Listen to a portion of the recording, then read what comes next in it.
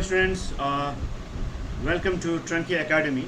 We are studying about the heredity and evolution chapter, and we studied about the heredity. We studied about the different important concept of heredity. What is heredity and what is genetics? What is the difference between heredity and genetics? Okay, and then we studied about the Mendel's experiment, Mendel's monohybrid cross and dihybrid cross, phenotype, genotype. Okay, dominant, receive, alleles, etc. Okay, and then yesterday we studied about the starting with the sex determination, and then we today when we study about the evolution. Okay, what is evolution, what is homologous organ, okay, and what are the different evidences of evolution, and how the scientists have concluded the origin of species, and how different evidences produce evidence, how different types of fossils produce evidence for the evolutions. Okay, so there is a topic according to the syllabus is the evolution and classification. Okay, so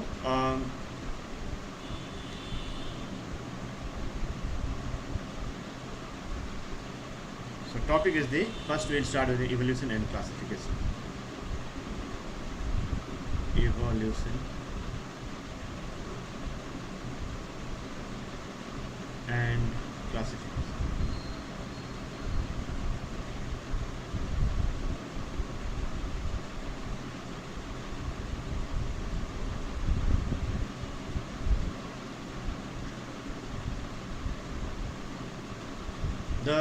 As I told you yesterday, that evolution is a ongoing process. Is going on. It's now also evolution is going on, but we cannot observe because it takes a long time for a noticeable change. A million of years it takes for a new species to be evolved. Okay, so both evolution and classification are interlinked, because when we observe the different characteristic features in the organism, plants and animals, we find that there are some kind of similarity.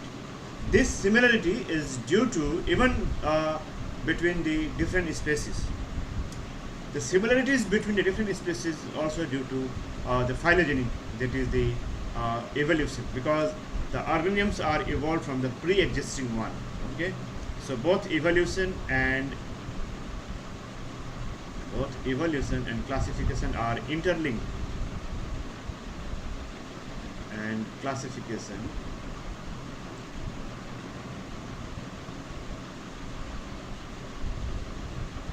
are interlinked.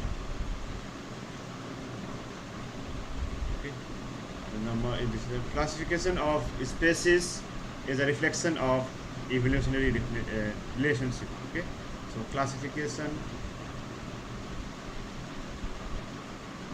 now try to understand this point.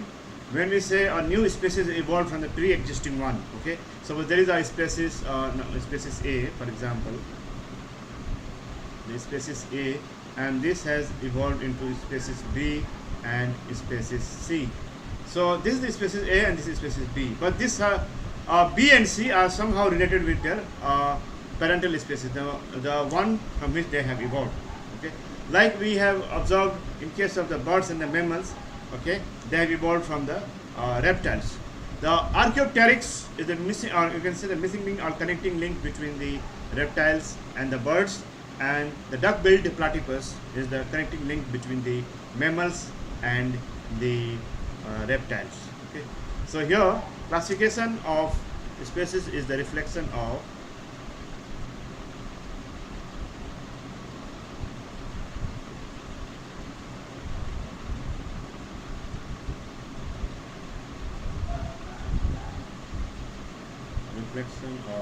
their evolutionary relationship. So when we say this B is a different species, C is a different species, okay, but this classification is also showing some kind of similarities. Okay, so that is the important point. Okay, now another point is that the more characteristics two species have in common, more closely they are related. So the more, that means more similarities means more closely they are related. Okay. So more characteristics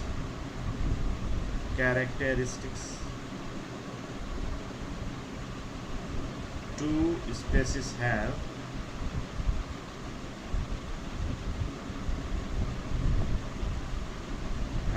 in common, the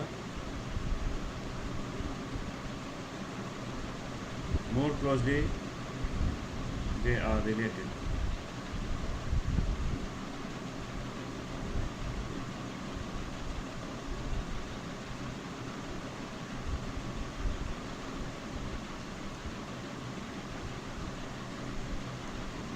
Okay, so that is the more closely they are related means they are more recently they have come from that ancestor. So that is the point. So more closely they are related, the more closely related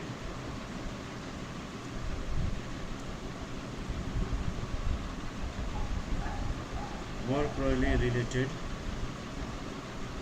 the more recently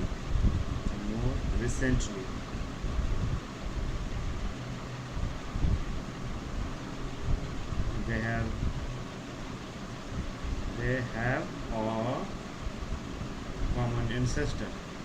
Okay, like ancestor in case of the one that I showed you, A, B, C, so ancestor A will be the common ancestor for both species B and C. Okay, so ancestor. So if B and C are more closely related than other D, E, F, G, H, okay, so that means they have descended from one common ancestor recently. Okay, and now the another point and this similarities among the organisms allow us to group them together and to study their characteristics. So these similarities and dissimilarities help us to classify and study and do the research. Okay, to understand the characteristic similarities among organisms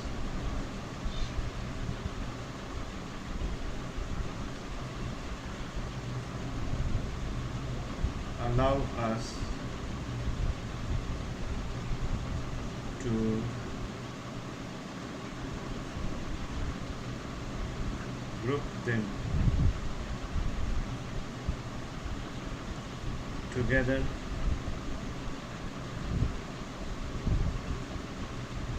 and to study their characteristics.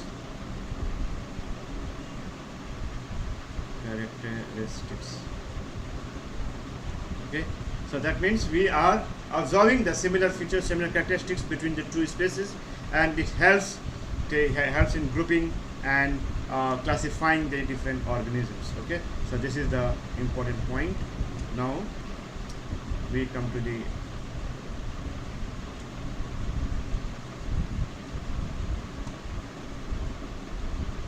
the evidences. These are the very important. Evidences is very important topic. In evidences, we study about the fossils of different types of the evidences like homologous organ, analogous organ, which gives some idea that how evolution has occurred. Okay, and how the different species have evolved from the pre-existing one. Okay, the animals have evolved from the pre-existing. The new species have evolved from the pre-existing one, and how there has been change in the adaptation and modification in animals depending on the habitat in which they are living. Okay, so evidences of evolution.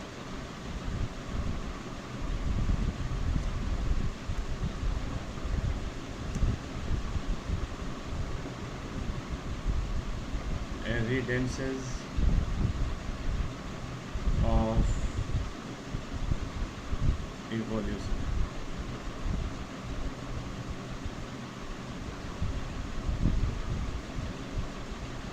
Homologous organ.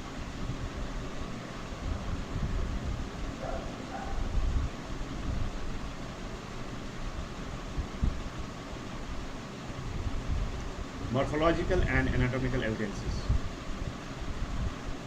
Morphological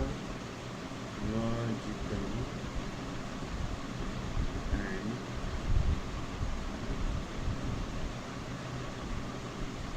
anatomical concepts, evidences. Okay, so यहाँ पे होगा, these are the organs. So now, as I told you, evidences means when we observe some kind of organs, for example, the limbs or the intestine, okay, or the eyes or the skeletal structure, okay. So we can have idea that since there is some kind of similarity between this skeleton and the skeleton of the other organism, so that means this particular species has evolved from this previous organism or previous species, okay. So there are homologous organ, that is this comes under the morphological and anatomical evidences. That means the structure of the internal structure of the body and morphological outer structure of the body, okay. So these are the homologous organs. These are the organs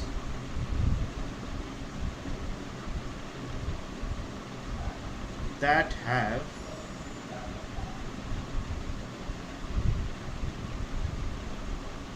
same basic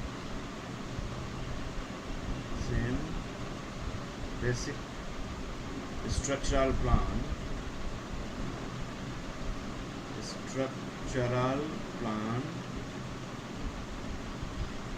and origin, but different functions,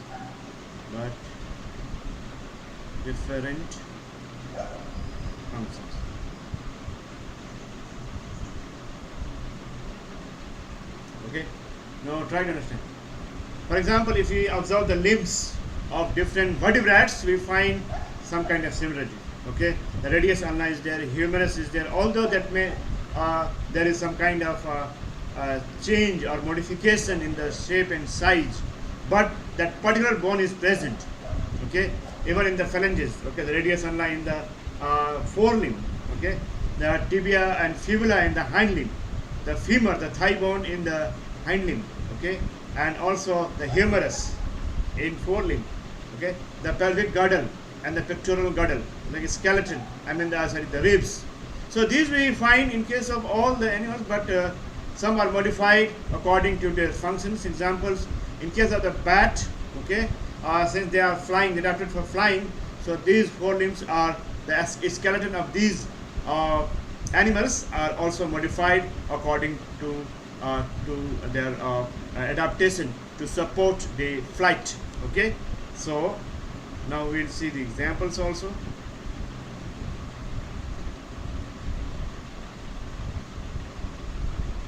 Okay, now another point with our right homologous organs. Before I go to examples, I write this is this important point. Homologous organs provides evidence for evolution.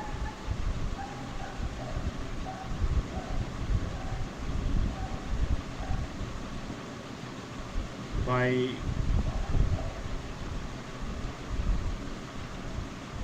telling us that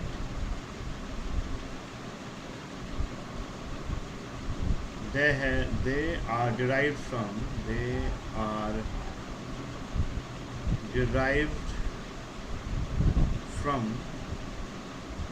the same ancestor.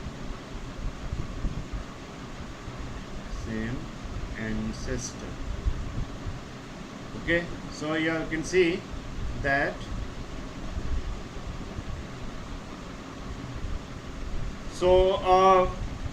when I told you that in all the vertebrates, okay, when we observe the skeleton of the limbs, forelimbs and hind limbs, we find that the same bone is present, though it is modified in size and shape depending on the environment in which they are living or their mode of use how they are using their limbs. Okay, in case of bat, we know that they are adapted for flying. They are using their forelimbs as wings, and accordingly the bones are also modified.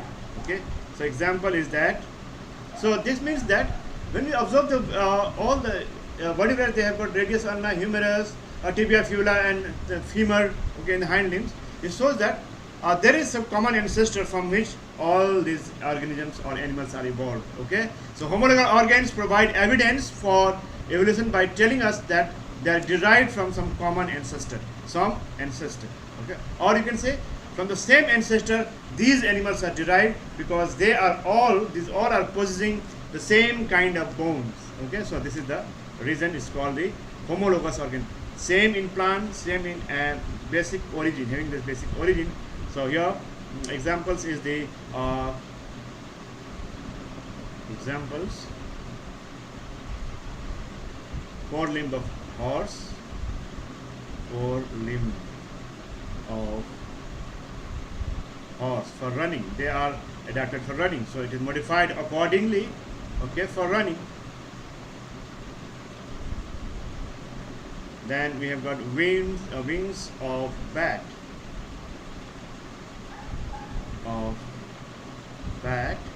That is mammal, and this is adapted for flying.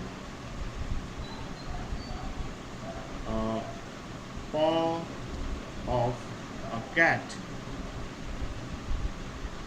Okay, so it is for walking, walk, scratch, and attack. So adapted for that. So depending on the requirement, depending on the adaptations, okay, they are also modified. So this shows that all of these examples, the forelimb of the horse, wings of a bat, and the paw of a cat, so they have got some basic structural plan but different functions. Okay, because they are living in different environment and different habitat they have, so these are adapt and modified. So same basic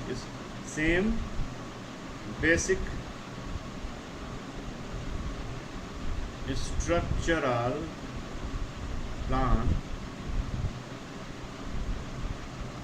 but different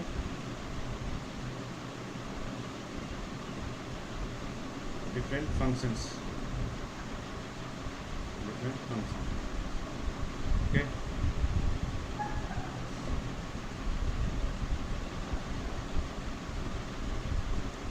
Now we come to the another. This was about the homologous, same basic structure, different functions. Okay, but there are some kind of organs we find that is the same function but different structural plan. Okay, so we will see that analogous organ. We come to the analogous organ.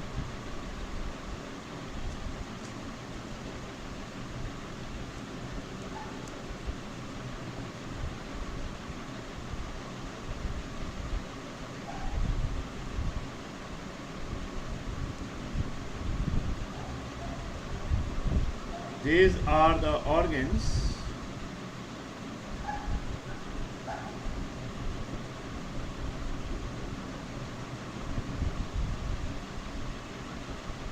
that have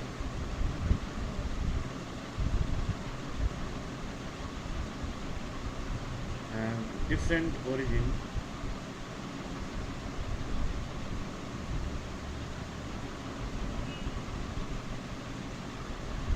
and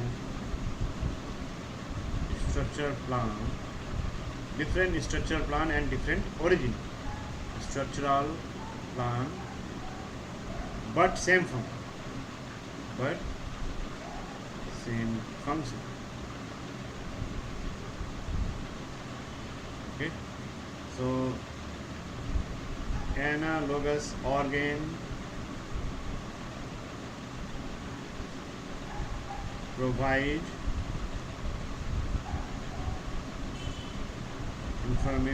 mechanism of evolution. Provide information about mechanism of evolution. Okay, so is there another evidence?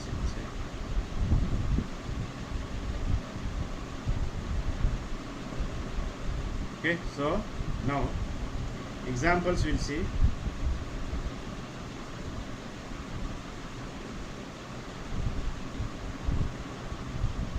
wings of a bat, wings of a bat, okay, elongated fingers with skin fold, elongated fingers with skin folds. Okay, now in the wings of bird, of bird,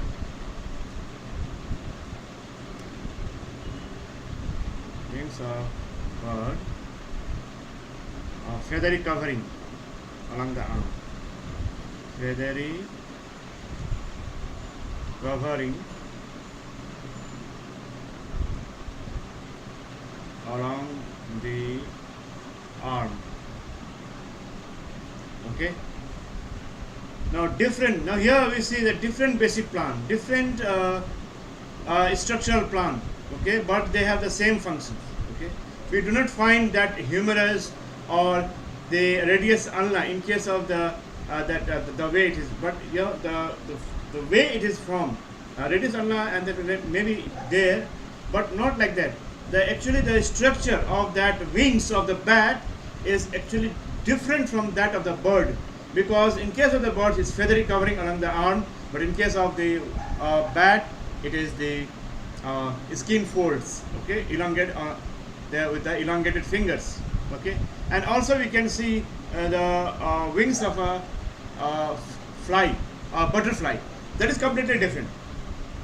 The function of a butterfly wing is also to fly, okay, and function of these wings of the bird is. So if you compare with the wings of the bird and butterfly, they have same functions but different in origin, different in structural plan. Okay, and that is the reason it is called analogous organ, and this provides the evidence for the mechanism of evolution, and provides evidence for evolution and also information about the mechanism of evolution.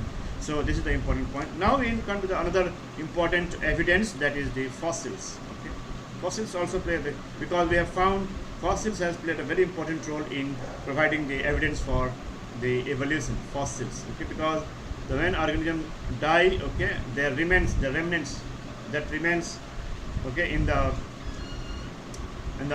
buried under the earth. So that gives the important information about the evolutions, and this is called paleontological evidences. Okay, so that was the morphological and anatomical evidences. Here in this case it is paleontological evidences, so it is called the paleontological evidences.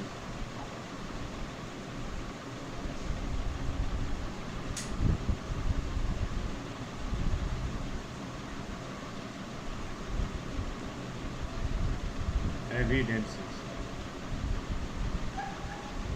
Okay, so number one is there are the remains and relics. Remains and relics of dead organisms,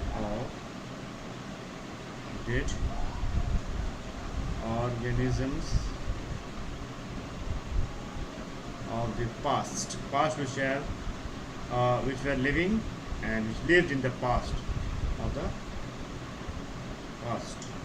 So dead remains of the dead organisms, which, okay, or some kind of bones, or some kind of the impressions on the rock, okay, or any kind of evidence that shows that this particular organism lived in the past, and we can have some idea about that organism, so that some morphological idea or some kind of anatomical ideas, okay, or some other characteristics of that organism.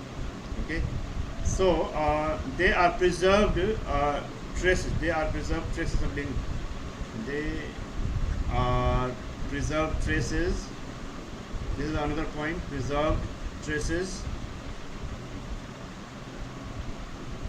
of living organisms. Sometimes what happens in some kind of insects, okay, they are in some semi-solid kind of liquid, okay, they are enclosed and they remains like that without decaying, okay, for many or millions of billions of years, then they also provide that becomes as the fossil.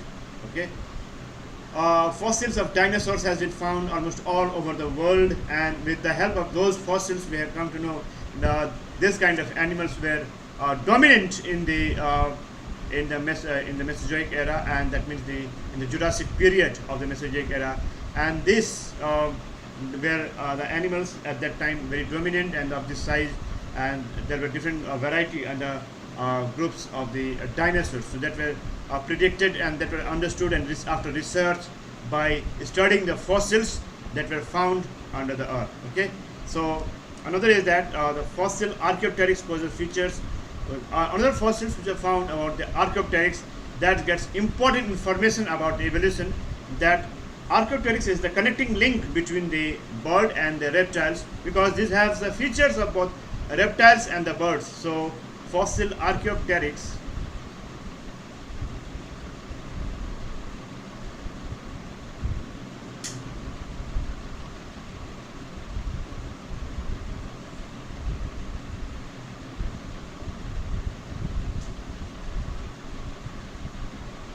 features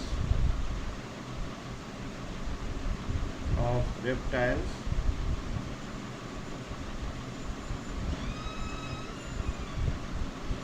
as well as birds.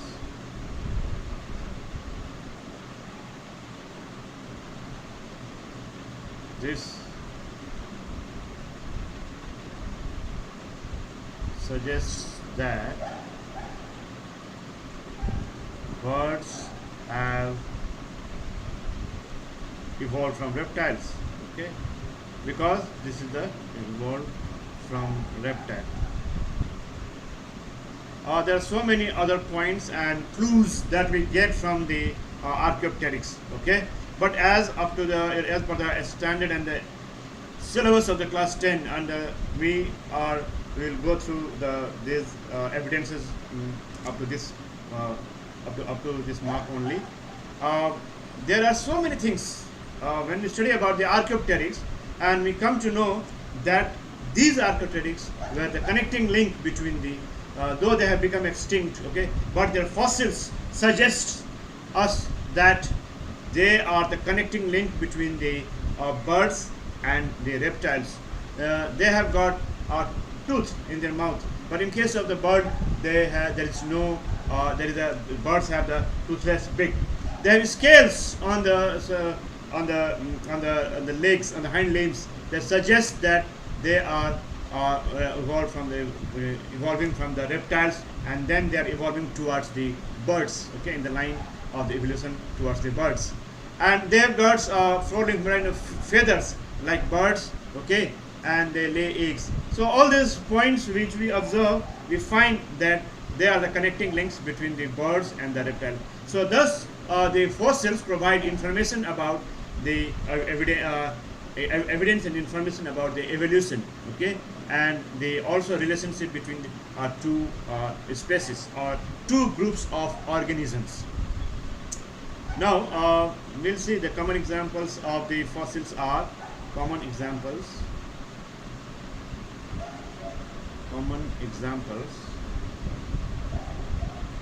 of fossils.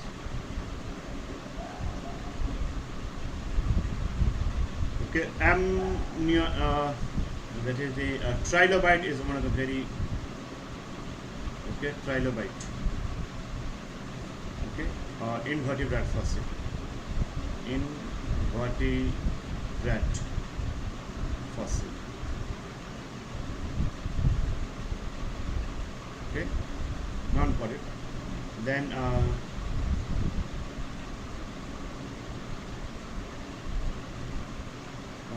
Rajasaurus. This is the fossil. Dinosaur is called fossil.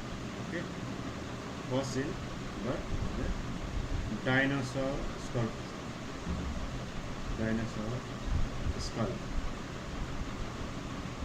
So this is there are so many different other fossils also, and based on the fossils, so many information we have gathered about the evolution and evolution of animals and plants.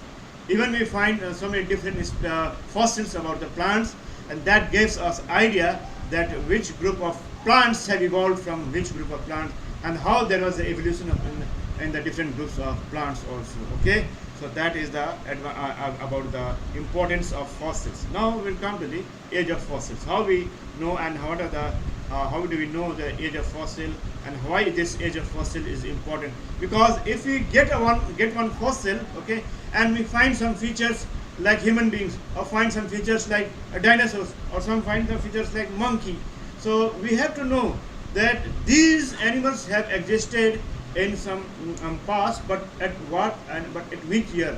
At I mean the it may be 100 billion years ago, or 200 million years ago, or 150 million years ago. To know the time when they existed and they were living, okay, it plays an important role in understanding the evolution. Okay, so now the study about the age of fossil. Okay, sorry, age of fossil.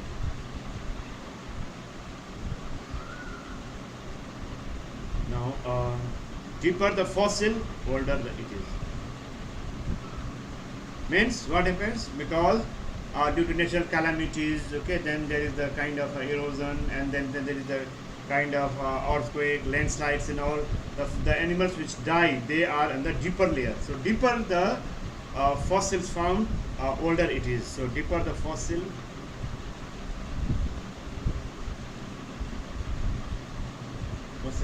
older it is. Older it is. Okay, now another is the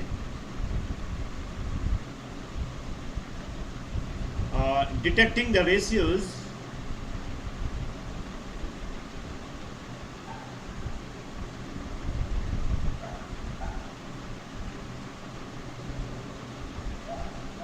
of difference of the same element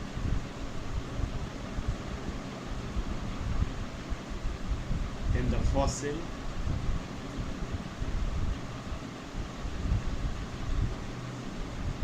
materials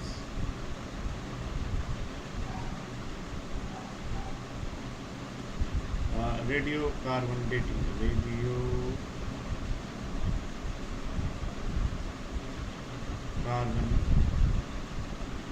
C14 dating, radiocarbon dating. Okay. That means there are some kind of elements which we find for which for them we find some radioisotope. Okay, means the same element, but their mass number will be different. Okay, normally we find the mass number is same, atomic number is same, but in case of some element we find their other counterpart, or you can say the other form of that particular element has some different mass number, higher. Okay, so they are emitting some kind of the what we call the radiations. Okay, so knowing the half, there is a one important term called half-life that you study in class chemistry. In chemistry you study about that.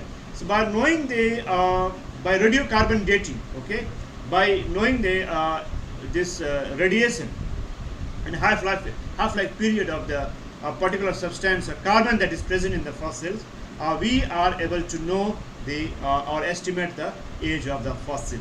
Okay, so that is called radiocarbon dating. Okay. Now another point is that there are some kind of fossils which we find in the deeper layer, and depending on that, so these are found in the sedimentary rocks. So fossils are mainly found in the rocks. Okay, so fossils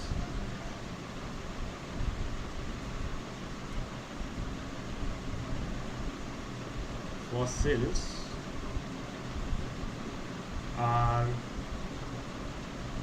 mainly found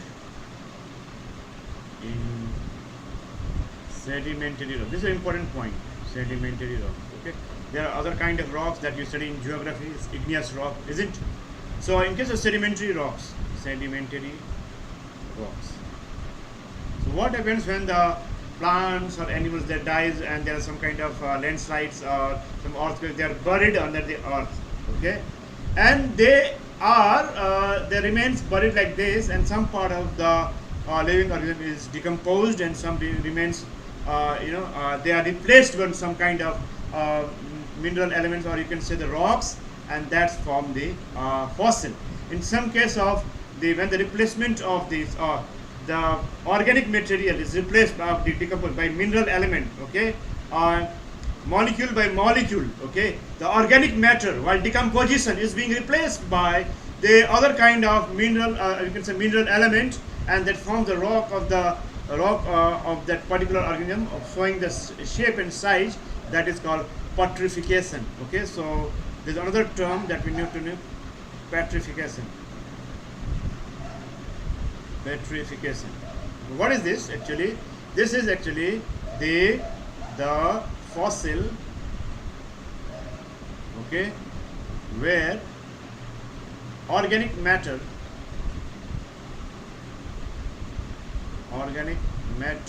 of the organism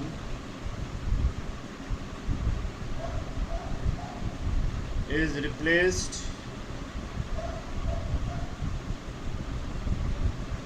by mineral elements, okay, or rocks, molecule by molecule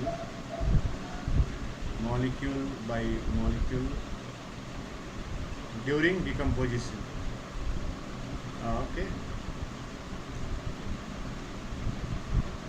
during decomposition of organisms. Okay, so this rock like structure, which is the replica of the organism that is decomposed, so that provides the anatomical or morphological evidences, okay, and this gives about idea about the anatomy and the morphology of the animals that were died, that were buried and decomposed, and during the decomposition their organic matter were during some bacteria and some other kind of when they're decomposing, so that were being replaced by some mineral elements of the rock, the metal or materials of the rocks, and that form one kind of shape of the organism, okay, by replacing the organic matter, and that formed as a fossil. So that process is called petrification, and this petrified fossils give some very important information about the past organisms, plants and animals, and this is found almost everywhere all of the world, and we have found some of petrified fossils of the plants as well as for the animals also.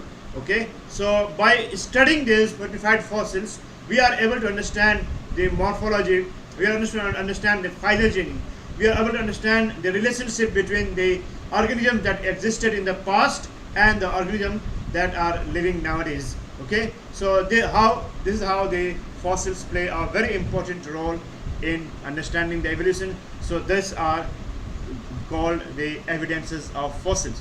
So under the evidences of fossils, under the evidences of evolution, what did we study is that the homologous organ, analogous organ, okay, and the fossils. Okay, there is another one that I'll just wind up after this. That is the vestigial organ. Okay, vestigial organ.